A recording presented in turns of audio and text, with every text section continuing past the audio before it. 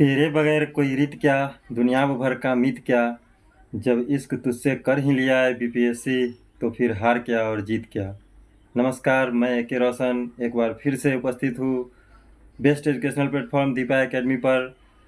P Y Q series का जो हमने सेशन स्टार्ट किया था, उसका नेक्स्ट सेशन लेकर के, और देखेंगे कि 56 क्वेश्चन तक हमने पिछले सेशन में किया था और आगे किस तरह के क्वेश्चंस पूछे गए हैं एग्जाम में, जो 66 बीपीएससी में पूछे गए क्वेश्चंस हैं। अगर सेशंस आपको पसंद आ रहे हैं तो फिर चैनल को ज़रूर सब्सक्राइब करें और सेशन को लाइक करें, ताकि हमें मोटिवेशन मिले और इस तरह के सेशन आपको बार बार मिलता रहे। और देखते हैं हम किस तरह से क्वेश्चंस लेकर के आए हैं आपके लिए। तो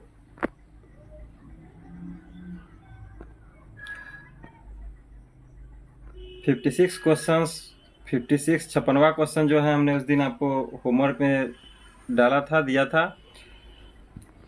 और देखते हैं क्या है 56 क्वेश्चन। एजिटेरिया के क्वेश्चन बैंक से बहुत पहले जो आया था उससे हम क्वेश्चन लेकर के आ रहे हैं। टाइपिंग करने में थोड़ा मुश्किल होता है, टाइपिंग में बहुत टाइम भी लगता है, ना कोई टाइपिस्ट एक्सपर्ट है नहीं, न्यू ग्रोइंग चैनल है, तो इस पर थोड़ा आपका सहयोग चाहिए। और कोई बात नहीं, क्वेश्चन कहीं से भी पूछा गया क्वेश्चन है, एग्जैक्ट क्वेश्चन है, तो क्वेश्चन को अटेम्प्ट कैसे करना है इस पर ध्यान देना है। और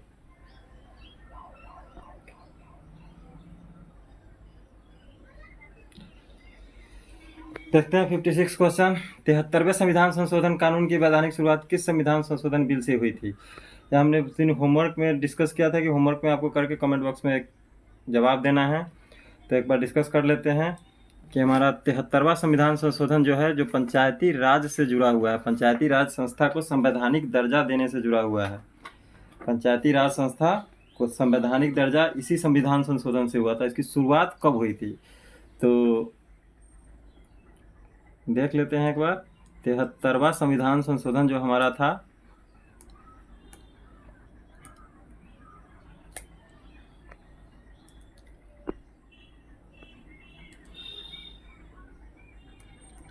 तिहत्तरवां संविधान संशोधन जो था, विधेयक पंचायती राज संस्था को पंचायती राज संस्था को संवैधानिक दर्जा देने से जुड़ा हुआ था। संवैधानिक दर्जा, पंचायती राज की शुरुआत तो बहुत पहले हो चुकी थी, हमने पिछले क्लास में भी डिस्कस थोड़ा कर दिया था। संवैधानिक दर्जा देने से जुड़ा हुआ था। और पंचायती राज की शुरुआत जो हुई थी हमारा 1959 में, उसका चर्चा हमने पिछले क्लास में किया था। पंचायती राज कब शुरू हुआ था? 1959 में राजस्थान के नागौर जिले से, राजस्थान के नागौर जिले से शुरू हुआ था। जवाहरलाल नेहरू ने, तत्कालीन प्रधानमंत्री जवाहरलाल नेहरू ने इसे शुरू किया था और शुरुआत यहीं से हुआ था पहला बार। कभी कभी दूसरा बार भी पूछ देता है, तो दूसरा बार हमारा जो है आंध्र प्रदेश के महबूबनगर जिले से, दूसरा बार आंध्र प्रदेश के महबूबनगर जिले से, महबूबनगर जिले से। ऐसे याद रखना है कि दूसरी बार में, तो पहली बार में ना हुआ तो दूसरी बार में तो महबूबा मिलेगी ही मिलेगी, तो महबूबनगर महबूबा से याद रखना है कि आंध्र प्रदेश का जो महबूबनगर जिला था, वहाँ दूसरा बार, सेकेंड टाइम मेरा जो है पंचायती राज यहाँ से लागू हुआ था, आंध्र प्रदेश का महबूबनगर। और कौन सी समिति थी? बलवंत राय मेहता समिति के सिफारिश पे, बलवंत राय मेहता समिति, बलवंत राय मेहता, इन्हीं की अध्यक्षता में कमेटी बनाई गई थी जिन्होंने पंचायती राज संस्था को लागू करवाया था। और इसको याद रखना है। और भी बहुत सारे नाम हैं हमारे जो पंचायती राज संस्था से, इन्होंने त्रिस्तरीय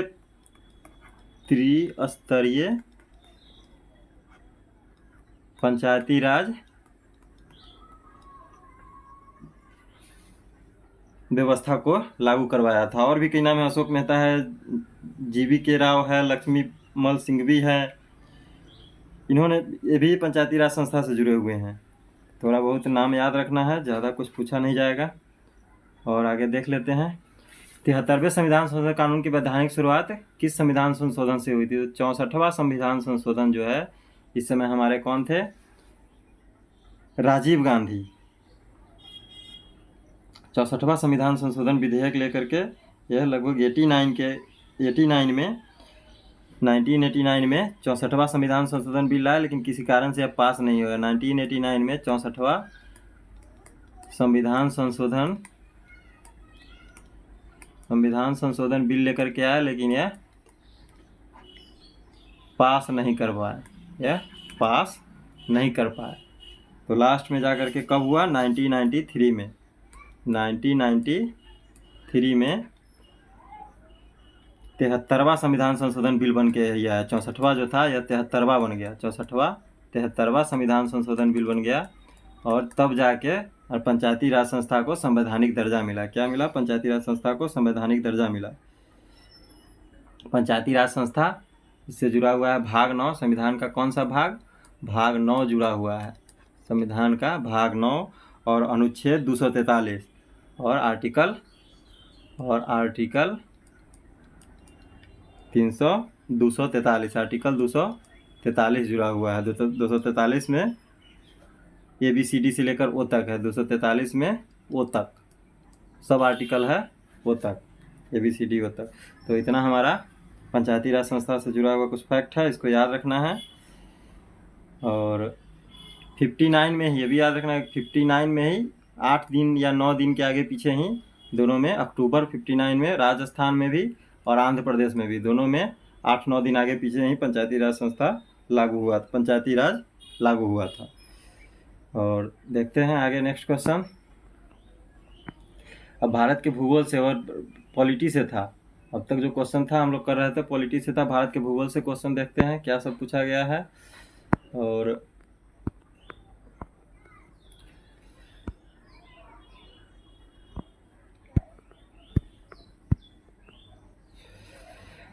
फिफ्टी 57 नंबर क्वेश्चन, निम्न हिमालय पर्वत श्रेणी में से किस पर्वत श्रेणी को अटल टनल पार करती है? अटल टनल पार करती है। अटल टनल कब बना है? हमारा 2020 में बन करके तैयार हुआ है।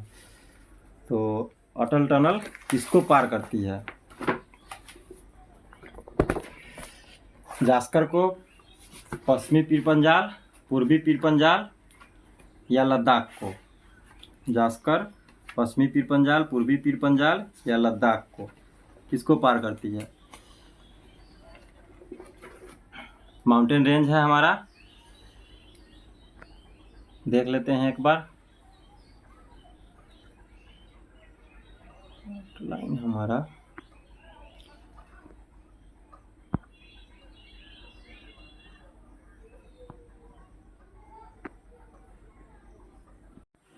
ये हमारा आउटलाइन इंडिया है पॉलिटिकल। इसमें देख लेते हैं माउंटेन रेंज जो दिया है, जास्कर, पीर पंजाल और लद्दाख श्रेणी है कहाँ पे? तो सबसे पहले जो हमारा पर्वत श्रेणी आ जाता है वह काराकोरम आ जाता है, जो लद्दाख में स्थित है। काराकोरम सबसे ऊपर, उत्तर से हम शुरू करेंगे, यहाँ पे, यहाँ से यहाँ तक यह काराकोरम श्रेणी आ जाता है। यहाँ से यहाँ तक हमारा जो है काराकोरम रेंज आ जाता है। काराकोरम रेंज, काराकोरम पर्वत श्रेणी आ जाता है। और फिर लद्दाख में ही हमारा एक आ जाता है लद्दाख पर्वत श्रेणी। उसके ठीक नीचे काराकोरम नॉर्थ में, उसके ठीक नीचे लद्दाख पर्वत श्रेणी आ जाता है। उसके ठीक नीचे लद्दाख पर्वत श्रेणी, लद्दाख पर्वत श्रेणी आ जाता है, लद्दाख रेंज आ जाता है। और लद्दाख में ही हमारा सबसे नीचे साउथ में, साउथ लद्दाख में हमारा आ जाता है जास्कर पर्वत श्रेणी, जास्कर रेंज आ जाता है। तो 3 रेंज तो हमारा आ गया लद्दाख में ही, लद्दाख रेंज, जास्कर रेंज और काराकोरम रेंज। उत्तर से शुरू करते हैं तो काराकोरम, फिर लद्दाख रेंज, फिर जास्कर रेंज।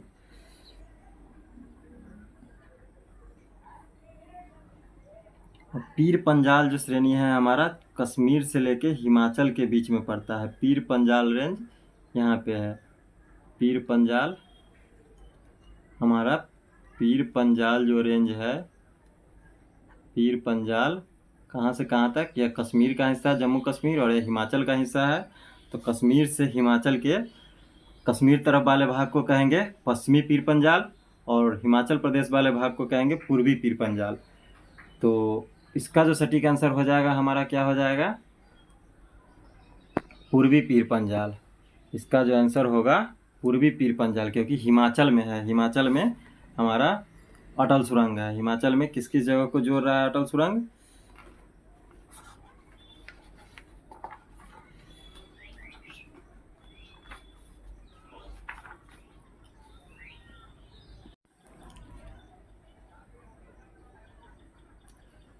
हिमाचल में दक्षिण से उत्तर और दक्षिण की ओर सुरंग है, बीचों बीच में हिमाचल के। मैप है, थोड़ा बड़ा बनेगा, है बहुत ही छोटा सा, 9.02 किलोमीटर का अटल सुरंग है।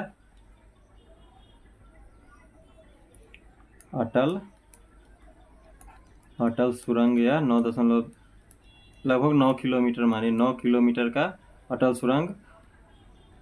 इस साउथ छोर पे हमारा मनाली है, साउथ छोर पे हमारा मनाली जगह का नाम है। और लाहौल स्पीति नॉर्थ छोर पे, उत्तरी छोर पे क्या है, यहाँ उत्तरी छोर पे लाहौल स्पीति को जोड़ता है। लाहौल स्पीति इसका दक्षिणी छोर और उत्तरी छोर याद रखना है अटल सुरंग का। मनाली और लाहौल स्पीति किसको जोड़ता है, मनाली और लाहौल स्पीति को हमारा अटल सुरंग, जो हिमाचल में है, हिमाचल में ही शुरू होता है, हिमाचल में ही खत्म है, पूर्वी पीर पंजाल रेंज में, तो पहाड़ को काट करके बनाया गया है। तो अटल सुरंग के बारे में कुछ फैक्ट्स है जो याद रखना है, एग्जाम में आ सकता है। 2020 में बनकर नरेंद्र मोदी ने इसका उद्घाटन किया था। 2011 की जनगणना के अनुसार भारत के किस राज्य के आदिवासियों की आबादी का प्रतिशत उसकी कुल आबादी की तुलना में सबसे अधिक है।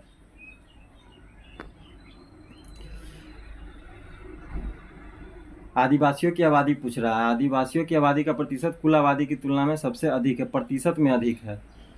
प्रतिशत में आबादी किसकी अधिक है, किस राज्य में आदिवासियों की आबादी अधिक है, मिजोरम या मेघालय या नागालैंड या अरुणाचल प्रदेश, कौन से राज्य में सबसे अधिक है।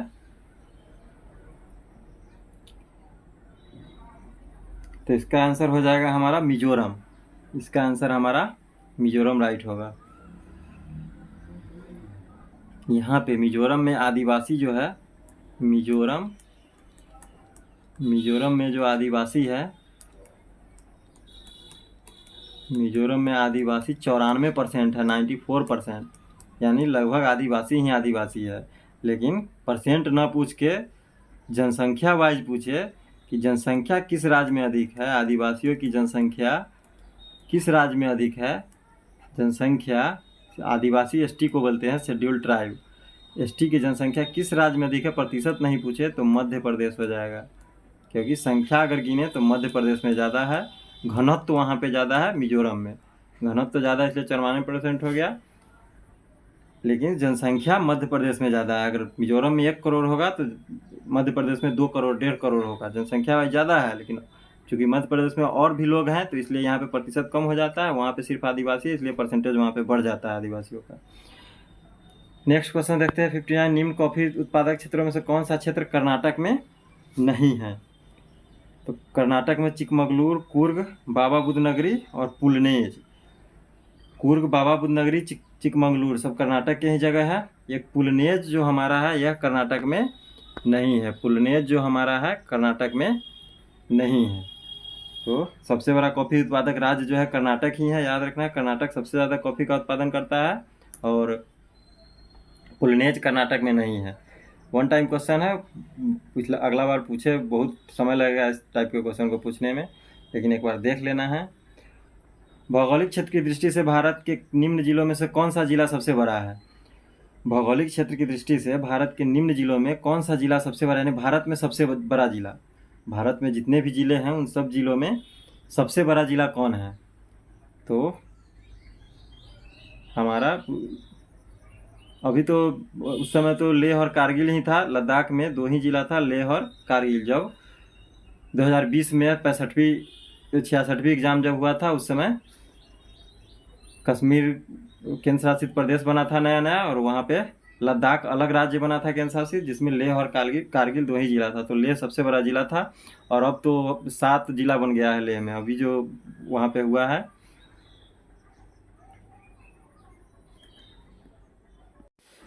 नया परिसीमन सरकार ने करवाया है, नए वोटिंग के लिए नया परिसीमन वहाँ पे करवाया है। तो वहाँ पे लद्दाख में 7 जिला बन करके 5 नए जिले बने हैं, और लेह और कारगिल तो पहले से हैं ही, तो याद रखना है।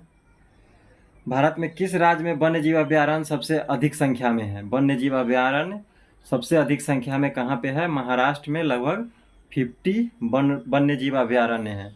इसको याद रखें, महाराष्ट्र वन्य जीव अभयारण्य में सबसे आगे है। और खनिज और जिले के निम्न जोड़ों में से कौन सा जोड़ा सही है? नेक्स्ट क्वेश्चन 62, खनिज और जिले के निम्न जोड़ों में से कौन सा जोड़ा सही है? Limestone Kaimur, mica Bhagalpur, quartzite Madhubani, lead zinc Gaya. कौन सा जिला सही है? बाकी सब गलत है, कोई एक ही सही है और बाकी सब गलत है। तो हमारा आंसर क्या हो जाएगा? लाइमस्टोन कैमूर ही एक सही है, बाकी हमारा सारा का सारा गलत है। माइका भागलपुर गलत है।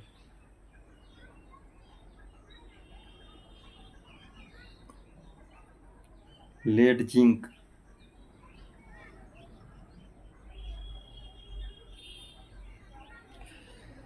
चलिए नेक्स्ट क्वेश्चन देखते हैं। 63 नंबर, भौगोलिक क्षेत्र की दृष्टि से जापान का सबसे बड़ा द्वीप कौन सा है? भौगोलिक क्षेत्र की दृष्टि से जापान का सबसे बड़ा द्वीप कौन सा है? विश्व के भूगोल से क्वेश्चन पूछ रहा है। भौगोलिक क्षेत्र की दृष्टि से जापान का सबसे बड़ा द्वीप कौन सा है? द्वीप यानी चारों तरफ से पानी हो, छोटा सा हिस्सा हो स्थल का। तो होन्शु द्वीप हमारा सबसे बड़ा द्वीप है जापान का। और अगर दुनिया का पूछ ले, वर्ल्ड का, अगर वर्ल्ड का सबसे बड़ा द्वीप पूछे, वर्ल्ड का सबसे बड़ा द्वीप, तो क्या लिखेंगे? सबसे बड़ा द्वीप, सबसे बड़ा आइलैंड। वर्ल्ड का अगर पूछे सबसे बड़ा आइलैंड तो क्या बोलेंगे? द्वीप ग्रीनलैंड को, ग्रीनलैंड को बोलेंगे। सबसे बड़ा दुनिया का द्वीप है क्षेत्रफल वाइज, क्षेत्र की दृष्टि से। जनसंख्या की दृष्टि से नहीं, जनसंख्या की दृष्टि से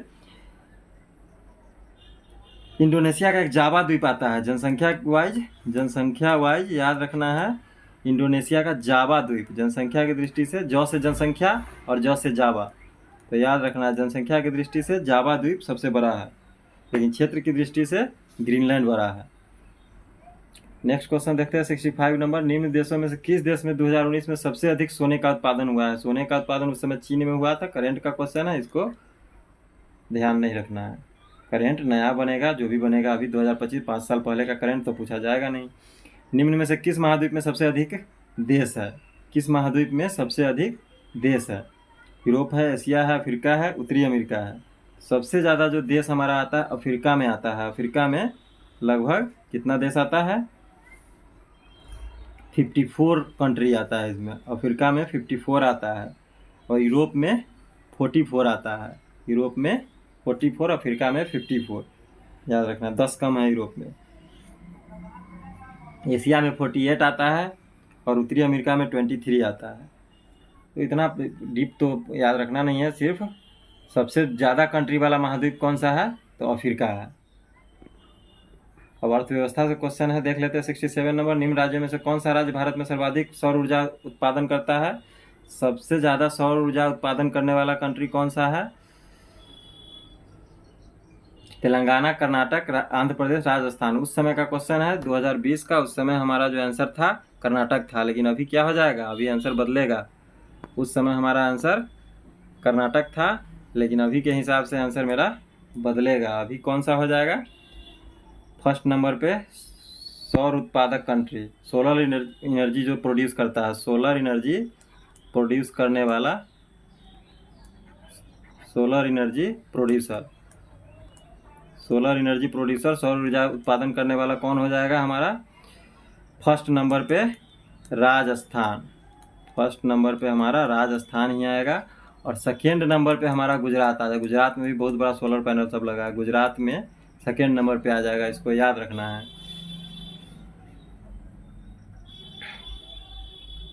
एक बार देख लेते हैं। देखिए हमारा एनर्जी प्रोड्यूसर जो स्टेट है, solar energy, top solar energy producer country, उसको देखते हैं कौन सा है top solar energy producing states हमारा इंडिया का। तो 27 गीगावाट के साथ राजस्थान फर्स्ट नंबर पे है। यह पाई चार्ट में आपको दिख रहा होगा। सबसे बड़ा क्षेत्र कवर करता है राजस्थान, और उसके बाद सबसे बड़ा एरिया में गुजरात फैला हुआ है, यानी 18 गीगावाट के साथ गुजरात 2 नंबर पे है। और 9.88 गीगावाट के साथ महाराष्ट्र है, 9.77 गीगावाट के साथ तमिलनाडु है, 9.31 के साथ कर्नाटक, यानी 99 वाले में 3 राज्य है, महाराष्ट्र, तमिलनाडु और कर्नाटक। और उसके बाद 5 गीगावाट वाले में मध्य प्रदेश है, 4 गीगावाट वाले में तेलंगाना है, 4 गीगावाट वाले में आंध्र प्रदेश है, और 3 गीगावाट वाले में उत्तर प्रदेश। बहुत बड़ा राज्य है उत्तर प्रदेश, लेकिन सोलर एनर्जी प्रोड्यूसिंग में वह फिसड्डी है, पीछे है। और अपना बिहार तो कहीं सोलर एनर्जी प्रोड्यूसिंग में कहीं है ही नहीं। तो थोड़ा इसको देखना है चार्ट को कि राजस्थान सबसे ज़्यादा सोलर एनर्जी प्रोड्यूस करता है और गुजरात दूसरे नंबर पे। कोई पहला और दूसरा नंबर बराबर पूछ लिया जाता है। अगला क्वेश्चन देखेंगे। सोलर एनर्जी देख लिए। उद्योग और स्थान के निम्न जोड़ में कौन सा जोड़ा सही नहीं है? नेक्स्ट क्वेश्चन, उद्योग और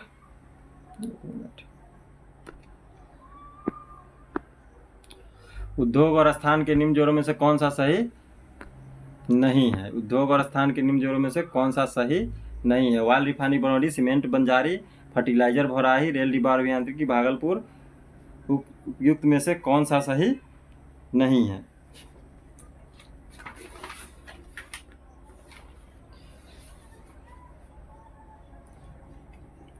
तो रेल डिब्बा अभियांत्रिकी हमारा भागलपुर में ना होकर के कहाँ पे है? बैगन हिल इंजीनियरिंग सेंटर मुजफ्फरपुर में। बैगन हिल इंजीनियरिंग सेंटर हमारा मुजफ्फरपुर में है। बाकी सब सही है। वाल रिफाइनरी बरौनी में है, सीमेंट बंजारी में है, फर्टिलाइजर भौराही में है, यानी एक गलत है। जो रेल डिब्बा अभियांत्रिकी भागलपुर, यह जो जोड़ा है यह गलत है। आगे देखते हैं 69 क्वेश्चन। भारत में खाद्य प्रबंधन का निम्न में से कौन सा एक उद्देश्य नहीं है? खाद्य प्रबंधन का उद्देश्य निम्न में से कौन सा नहीं है? खद्यानों का वितरण, खद्यानों की खरीद, खद्यानों के बफर स्टॉक का रखरखाव, खद्यानों का निर्यात। तो खाद्य प्रबंधन है, फूड प्रिजर्वेशन है, या फूड खाद्य प्रबंधन, खद्यानों का वितरण, खद्यानों की खरीद, तो ये सब तो रिलेट करता है। खाद्यान्न का वितरण भी होना चाहिए खाद्य प्रबंधन में, खाद्यान्न का खरीद भी होगा खाद्य प्रबंधन, खाद्यान्न का बफर स्टॉक यानी रख रखाव भी होगा। लेकिन खाद्यान्नों का निर्यात, यहाँ से हम बेच देते तो यह खाद्य प्रबंधन नहीं कहा जाएगा। अगर दूसरे कंट्री को हम बेच दे तो खाद्य प्रबंधन कहा जाएगा? नहीं कहा जाएगा। तो इसका ऑप्शन हमारा जो है डी करेक्ट हो जाएगा कि उद्देश्य नहीं है खाद्य प्रबंधन का। कौन सा? जो निर्यात कर देंगे वह उद्देश्य नहीं है, उसको बचा के रखना है, स्टॉक करके रखना है, तभी तो इंडियंस को मिलेगा खाद्य सामग्री। तो इस तरह से 69 क्वेश्चन हम देख लिए। आगे देखते हैं 70 क्वेश्चन से। और 70 क्वेश्चन जो हमारा है आपके स्क्रीन पे आ जाएगा तुरंत।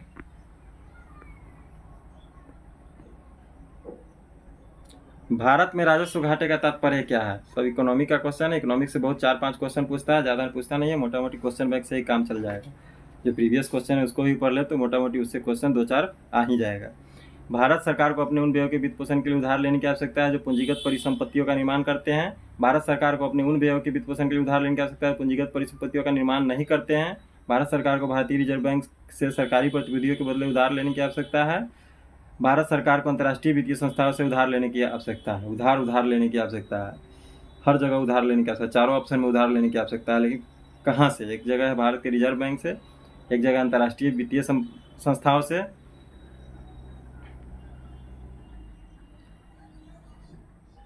और चारों ऑप्शन में देख लेते हैं कौन सा इसका राजस्व घाटे का तात्पर्य क्या हो जाएगा। तो 70 का बी आंसर हो जाएगा हमारा। भारत सरकार को उन व्ययों के वित्त पोषण के लिए उधार लेने की आवश्यकता है जो पूंजीगत परिसंपत्तियों का निर्माण नहीं करते हैं, यानी उससे कुछ फायदा नहीं होता है। उसके लिए अगर उधार लेना पड़ जाए तो इसका मतलब राजस्व घाटे में चल रहा है, सरकार घाटे में चल रही है। अगर जिससे कोई इनकम हो ही नहीं रहा, जिससे कोई फायदा सरकार को ही ना रहा है, वहाँ पर अगर व्यय करने के लिए उधार लेना पड़ रहा है तो थोड़ा भाषा है, इसको समझ के सही से टिक करना है कि उधार लेने की आवश्यकता अगर वहाँ पे पड़ रही है जहाँ पे पूंजीगत परिसंपत्ति निर्माण ही नहीं होती है, तो वहाँ पे राजस्व घाटा है, घाटे का काम है। वर्ष 2019-20 में निम्न में से कौन सा देश भारत का सर्वाधिक व्यापारिक खरीद वाला देश था? सर्वाधिक व्यापारी खरीद करने वाला संयुक्त राज्य अमेरिका था। अभी पूछेगा नहीं, इसको कट करना है क्योंकि करंट अफेयर का क्वेश्चन है। करंट अफेयर जिस समय पूछा था 5 साल पहले उसी समय इंपॉर्टेंट था, आज इंपॉर्टेंट नहीं है। भारत परियोजना से भारत का निम्न में से कौन सा इंफ्रास्ट्रक्चर संबंधित है? भारत माला परियोजना से भारत का निम्न में से कौन सा इंफ्रास्ट्रक्चर, कौन सा कार्य संबंधित? भारत माला परियोजना एक आया था। दूरसंचार क्षेत्र है, रेलवे है, सड़क इंफ्रास्ट्रक्चर है, बंदरगाह है। लगभग हर किसी को पता होगा कि सड़क इंफ्रास्ट्रक्चर यानी सड़क को बहुत बड़े 4 शहरों को जोड़ने के लिए भारत माला परियोजना लाया गया था। तो अगला क्वेश्चन देखते हैं 73। भारत में औद्योगिक क्षेत्र की उपलब्धि को मापने के लिए निम्न में से कौन सी संस्था औद्योगिक उत्पादन के सूचकांक को जारी करती है? औद्योगिक क्षेत्र के उत्पादन को जांचने के लिए केंद्रीय सांख्यिकी कार्यालय CSO हमारा औद्योगिक क्षेत्र की उपलब्धि को नापने के लिए औद्योगिक उत्पादन सूचकांक को जारी करती है। इंडस्ट्रियल प्रोडक्शन सूचकांक, केंद्रीय सांख्यिकी कार्यालय हमारा CSO हो गया जो इसको औद्योगिक उत्पादन सूचकांक को जारी करेगी। सांख्यिकी कार्यालय से ही शॉर्टकट में याद रखना है। और दो समांतर प्रतिरोध वाला भौतिकी और साइंस का क्वेश्चन आ गया। दो समांतर प्रतिरोध वाले सर्किट का कुल प्रतिरोध इतना ओम है, तो यदि एक प्रतिरोध का मान 2 ओम है तो दूसरे प्रतिरोध का मान कितना होगा? इसका जो हमारा राइट आंसर हो जाता है, बनाना होगा, थोड़ा न्यूमेरिकल टाइप क्वेश्चन है, 4.7 किलो ओम हो जाएगा। गर्म करने पर एक अर्धचालक का प्रतिरोध बढ़ता है, घटता है, वही रहता है, पहले बढ़ता है फिर घट जाता है। अर्धचालक में प्रतिरोध घट जाता है। अगर चालक पूछे तो प्रतिरोध बढ़ जाता है। अर्धचालक में प्रतिरोध गर्म करने पर अगर हीट किया जाए तो घटता है, अर्धचालक में प्रतिरोध घटता है। अगला क्वेश्चन देखेंगे हम लोग 76 नंबर। फैराडे स्थिरांक क्या है? फैराडे स्थिरांक हमारा देखते हैं, टिक करना, सार्वभौमिक स्थिरांक है, यूनिवर्सल कांस्टेंट है। सार्वभौमिक स्थिरांक यूनिवर्सल कांस्टेंट क्या है? फैराडे स्थिरांक। प्रकाश वर्ष किसकी इकाई है? प्रकाश वर्ष सबको पता है दूरी की इकाई है, दूरी मापते हैं प्रकाश वर्ष से। जब प्रकाश एक माध्यम से दूसरे में जाता है तो निम्न में से कौन सा नहीं बदलता है? जब प्रकाश एक माध्यम से दूसरे में जाता है तो निम्न में से कौन सा नहीं बदलता है?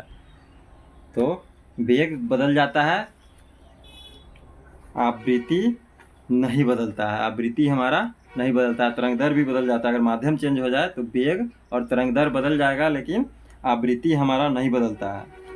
याद रखना है, माध्यम बदले तो प्रकाश का आवृत्ति नहीं बदलता है, वेग और तरंग दर बदल जाता है, आवृत्ति नहीं बदलता है। इसको रट के रखना है कि प्रकाश का आवृत्ति नहीं बदलता अगर माध्यम चेंज भी हो जाए तो। विद्युत चुंबकीय तरंगों का वेग कितना होता है? यह भी वन टाइम आस्क्ड क्वेश्चन है। 3 × 10⁸ मीटर पर सेकेंड इसका तरंग का वेग होता है। पहला आदमी जिसने चांद पर कदम रखा था, ओहो, बच्चे से रटाया जाता है। पहला आदमी जो चांद पे कदम रखा था, नील आर्मस्ट्रांग। और कब गए थे? 1969 में। नील आर्मस्ट्रांग कब गए थे? 1969 में। एक मिनट, 1969 में हमारे नील आर्मस्ट्रांग अपोलो 11 से, किससे गए थे? अपोलो 11 से। अपोलो 11 से क्या चांद पे गए थे? कब?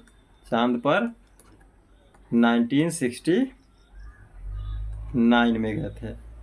और इनके साथ दो और आदमी थे, एडविन एल्ड्रिन और माइकल कॉलिंस।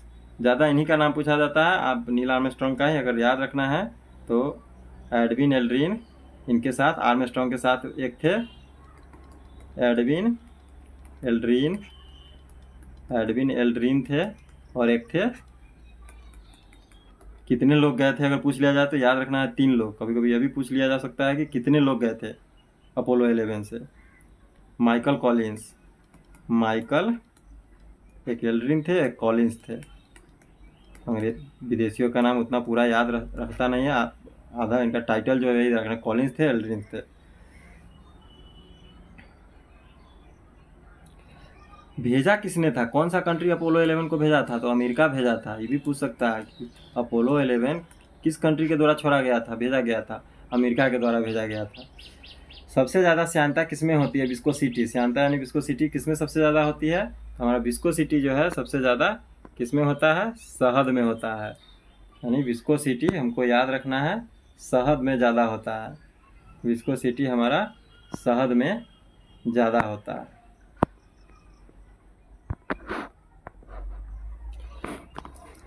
और शहद के बाद इसको थोड़ा हम सीरीज में घटते क्रम में लिख लेते हैं। शहद में सबसे ज़्यादा होता है विस्कोसिटी, उसके बाद खून में होता है श्यानता, उसके बाद जल में होता है और सबसे कम वायु में होता है। यह सीरीज याद रखना है। घटते क्रम में शहद, खून, जल, वायु, विस्कोसिटी ज़्यादा होता है। निम्न में से कौन सा ऊष्मा का सब अधिक कुचालक है? 82 नंबर क्वेश्चन। कौन सा ऊष्मा का अधिक कुचालक है? तांबा, सीसा, पारा, जस्ता। पारा को माना जाता है ऊष्मा का कुचालक, लेकिन विद्युत का सुचालक। पारा को ऊष्मा का कुचालक माना जाता है, लेकिन विद्युत का सुचालक होता है। अब रसायन विज्ञान, फिजिक्स खत्म, भौतिकी खत्म, रसायन विज्ञान का क्वेश्चन है 83 नंबर। प्लूटोनियम न्यूक्लियाइड के नाभिक में न्यूट्रॉनों की संख्या कितनी होती है? जब न्यूट्रॉनों की संख्या पूछा जाता है, इस तरह से नाम दे दे तो सीधे कुछ नहीं करना है, सीधा दोनों का अंतर निकाल देना है। 242 माइनस 94 इक्वल टू कितना हो जाएगा? 148। 148 कहाँ पे है? वहाँ पे हम टिक कर देंगे, वह मेरा आंसर सही हो जाएगा। वह मेरा आंसर सही हो जाएगा 148। प्लूटोनियम के नाभिक में न्यूट्रॉनों की संख्या। न्यूट्रॉन की संख्या जब भी पूछे तो दोनों को घटा देंगे। ऊपर में रहता है परमाणु द्रव्यमान, नीचे में परमाणु क्रमांक। यह जो 94 जो कभी कभी ऐसे ही पूछ दे 242, तो अगर परमाणु क्रमांक ही पूछ दे या परमाणु द्रव्यमान पूछ दे तो परमाणु